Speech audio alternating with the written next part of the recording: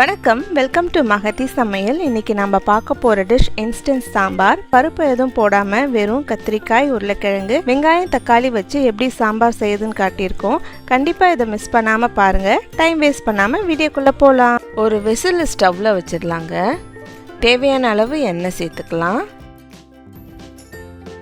எண்ணெய் சூடான பிறகு கடுகு, உளுந்து போட்டு தாளிச்சிடலாங்க.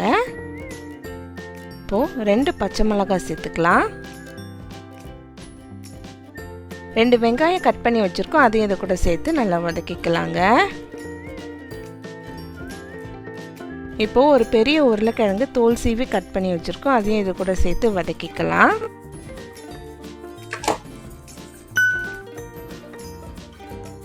கொஞ்சம் கருவேப்பிலை சேர்த்து நல்லா மிக்ஸ் பண்ணி விட்டுக்கலாங்க. 2 தக்காளி கட் பண்ணி வச்சுருக்கோம், அதையும் இது கூட சேர்த்து நல்லா கலந்து விட்டுக்கலாம். 4 கத்திரிக்காய் சின்ன சின்னதாக கட் பண்ணி வச்சுருக்கோம், அதையும் இது கூட சேர்த்து நல்லா வதக்கிக்கலாங்க.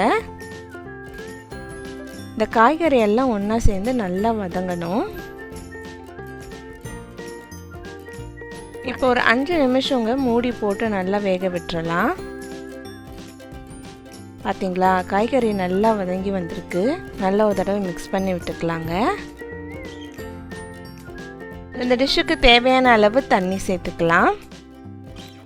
1 டேபிள் ஸ்பூன் அளவுக்கு குழம்பு மிளகாய் தூள், கொஞ்சம் மஞ்சள் தூள், தேவையான அளவு உப்பு சேர்த்துக்கிட்டு நல்லா நம்ம மிக்ஸ் பண்ணி விட்டுக்கலாம்.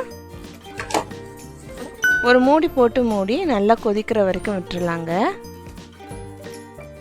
பார்த்தீங்களா, நல்லா சாம்பார் கொதித்து ரெடி ஆகிட்டுருக்கு. அடுப்பை அணைச்சிடலாங்க. இப்போ நம்ம ஒரு பாத்திரத்தில் இந்த தண்ணியை மட்டும் வடிகட்டி எடுத்துக்கிறோங்க.